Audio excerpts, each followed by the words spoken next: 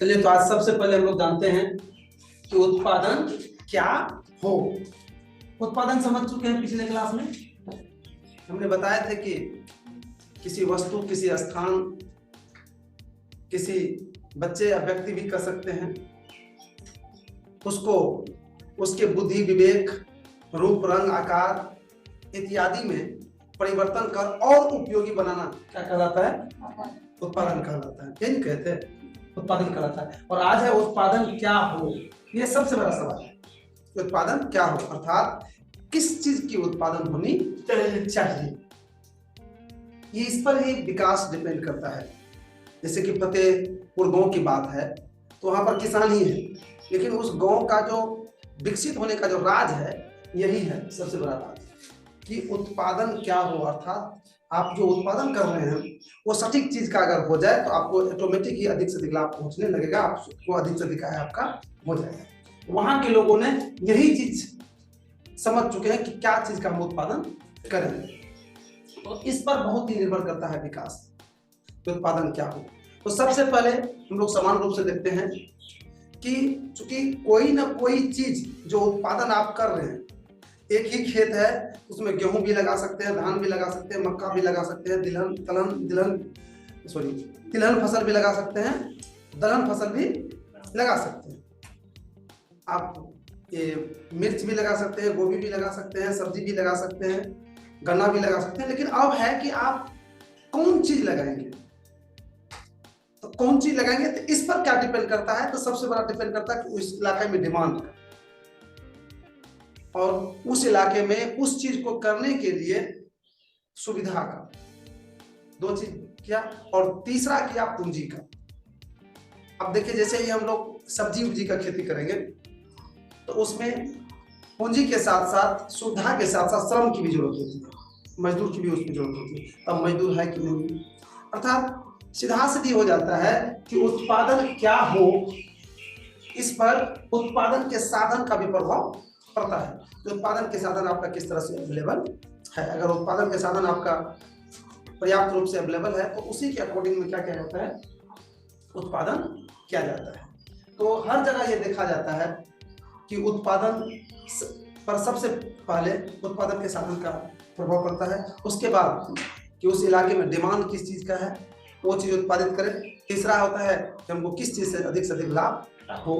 अगर इस इलाके में देख लीजिए, अपने इलाके में अब थोड़ा बहुत देखते हैं कि ये हरदी दुर्गा स्थान जो है, ये इलाका से हम अभी प्रेजेंट में खुश है। ये लोग थोड़ी बहुत जान चुके हैं कि उत्पादन क्या होना चाहिए, अर्थात उससे लाभ क्या होगा। देखिए, सब्जी का खेती करने लगा, और जिसको इस इलाके में 10 कट्ठा खेत है, थोड़ा सा आगे चल जाइए, वो क्या नाम थे संदीप सर के घर जो थे, वो बताती है रामपुर में था,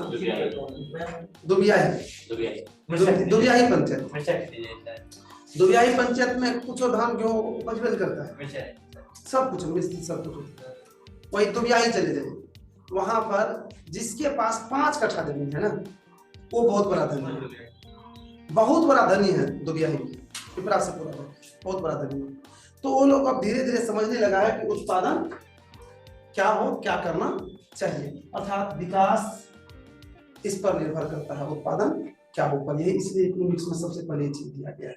तो शायद समझ गए कि उत्पादन क्या हो का मतलब क्या होता है, उत्पादन क्या करना चाहिए। हो सकता है कि आप लोग कल के डेट में कि हर वक्त तो थोड़ा दिन के बाद अगर पढ़ाई लिखाई समाप्त कीजिएगा, रिस्पॉन्सिबिलिटी जब आएगा तो फिर इस कमाने वाले दुनिया में आइएगा तो सोचबे कीजिएगा क्या करेंगे। तो इसमें देखना है उत्पादन क्या हो। अब ट्यूशन ही खोलेंगे तो किस तरह खोलना है, कौन सब्जेक्ट खोलना है, क्या खोलना है, वो सारा चीज को देखना। वहां पर भी यही बात होता है, कैसे करें, क्या करें। अब आता है दूसरा आपका जो आज के टॉपिक है, उत्पादन के साधनों की महत्व। इसको गौर से सुनिएगा आप लोग, उत्पादन के साधनों का महत्व। तो शायद पिछले क्लास में हमने बताया थे कि उत्पादन के 5 साधन है, शायद दिखाई भी उत्पादन के 5 साधन है। उन्हीं 5 साधन के महत्व हम बताने जा रहे हैं। शायद मालूम होगा सबसे पहला कौन साधन था? भूमि था उत्पादन के साधन, और भूमि के विषय में बता भी चुके थे। तो देखा गया कि उत्पादन का सबसे महत्वपूर्ण जो साधन था वो भूमि था, क्योंकि चाहे पेड़ हो, चाहे उद्योग हो, चाहे धान गेहूं हो या अन्य चीज हो, तो उसमें सबसे पहले भूमि की जरूरत होती है। अगर हम उद्योग भी स्थापित करेंगे तो किस चीज की जरूरत पड़ेगी? भूमि की। अगर हम खेत में फसल भी लगाएंगे तो भूमि की। कोई भी चीज करेंगे तो क्या लगेगा? भूमि की।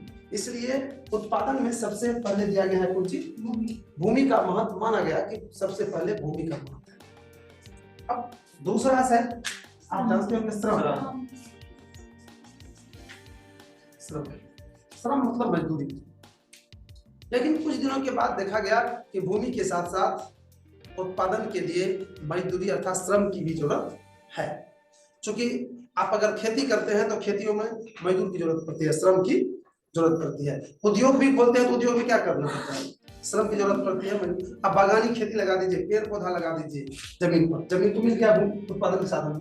अब पेड़ पौधा लगा दीजिए तो पेड़ पौधा में भी उसको तोड़ने के लिए, उसको सिंचाई करने के लिए, उसको देखभाल करने के लिए किस चीज की जरूरत पड़ेगी? श्रम की जरूरत पड़ेगी। तो फिर इसको धीरे धीरे जोड़ा है, भूमि के बाद किसको जोड़ दिया? श्रम को जोड़ दिया। जब श्रम भी मिल गया तब उसके बाद देखा गया पूंजी। तीसरा आ गया कौन सी? पूंजी। पूंजी मैंने बताया है कई बार कि पूंजी लोगों के आय के उस भाग को कहा जाता है जिसको लाभ के लिए कहीं पर लगाया जाता है। तो अब देखिए भूमि भी हो गया, श्रम भी हो गया, अब आता है पूंजी।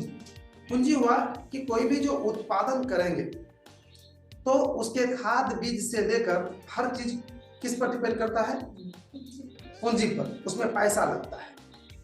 तो चूंकि कारखाना भी स्थापित करेंगे तो घरों बनाने के लिए, उसमें मशीन लगाने के लिए, उसमें कच्चा मटेरियल लाने के लिए, सारा चीज के लिए किसकी जरूरत होगी? पूंजी की जरूरत होगी। तो दोनों दो जब हो गया उत्पादन के साधन देख लिए, तब तीसरा का महत्व आया। एक ही बार सबका महत्व नहीं हुआ है, धीरे धीरे महत्व हुआ है। तब तीसरा आ गया कौन चीज? पूंजी। आप प्राचीन काल से ही जोड़िएगा तब इसमें देखिएगा कैसे कैसे बढ़ा। तब तीसरा महत्व में आया है पूंजी और तीसरी जरूरत पड़ा पूंजी की। जब पूंजी भी आ गया तब देखिए चौथा क्या पड़ा? संगठन। भूमि भी हो गया, श्रम भी हो गया, पूंजी भी हो गया, तब पड़ा संगठन की। संगठन मतलब एक संस्था की, जो संस्था उत्पादन के जो साधन है उसको इकट्ठा कर सके, एकत्र कर सके। अर्थात भूमि, श्रम, पूंजी, ये सबको इकट्ठा करने के लिए एक व्यवस्था, एक संगठन की जरूरत हुआ।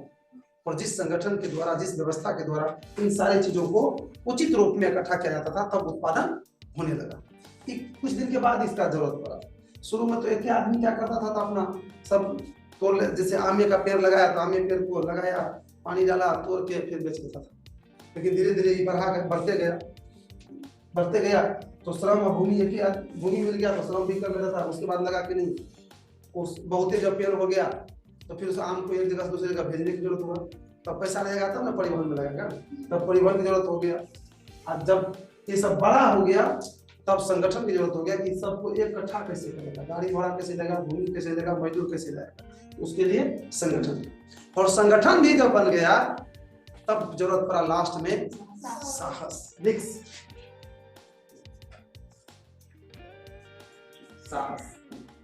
सबसे लास्ट जो उत्पादन के साधन में ऐड हुआ वो है साहस। कि उत्पादन के संगठन बनने के बाद संगठन वाला सारे चीज जो इतनी चीज इकट्ठा करेंगे तो उसमें कोई जरूरी नहीं है कि उसको लाभ ही हो जाएगा। कोई जरूरी नहीं है कि वो खेत में जो लगाएंगे फसल तो उत्पादित ही होगा। बाढ़ भी आ सकता है, प्राकृतिक विपदा भी पड़ सकता है, वो फसल या उत्पादन के जो चीज लगाया वो नाश भी हो सकता है। इसके लिए जरूरत पड़ा किसका? साहस, रिस्क की जरूरत पड़ा कि जब रिस्क उठाएंगे तभी उत्पादन हो सकता है।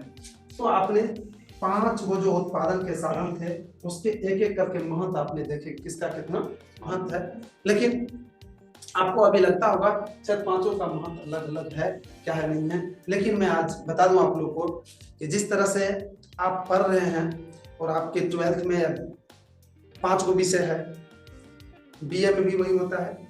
तो जो पेपर है आपका, चाहे वो संस्कृत हो, चाहे मैथ हो, चाहे साइंस हो, चाहे सोशल साइंस हो, जो कुछ भी हो, सभी पेपर का एक समान महत्व है। आपको अच्छा बनने के लिए, अच्छा अंक लाने के लिए सबकी तैयारी एक समान होनी चाहिए। उसमें से अगर किसी की भी कम तैयारी करते हैं तो आपके रिजल्ट पर, आपके विकास पर, आपके जो लक्ष्य की प्राप्ति है उसमें कमी हो सकती है, उसमें दिक्कत हो सकती है। उतना ही नहीं, माना गया है कि शरीर में आपके बहुत सारे अंग हैं, आंख, कान, नाक, मुंह, हाथ, सबका महत्व है आपके शरीर को ठीक ढंग से काम करने के लिए। अगर आंख नहीं रहेगा, हाथ नहीं रहेगा, एक भी अंग नहीं रहेगा तो कुछ ना कुछ दिक्कत होगा, अर्थात आप समान रूप से काम नहीं कर सकते हैं, तेजी से काम नहीं कर सकते हैं। ठीक उसी तरह से माना गया है कि उत्पादन के जो 5 साधन है, उन्हीं 5 साधन का उसी तरह महत्व है जिस तरह से आप स्टूडेंट के सारे विषय का महत्व है लक्ष्य को प्राप्त करने के लिए, व्यक्ति के सारे अंग का महत्व है अच्छे से काम करने के लिए, विकास करने के लिए, ठीक उसी तरह से उत्पादन के 5 साधन का महत्व है। यही था पढ़ना तो कुछ चीज, उत्पादन के साधन का महत्व क्या है।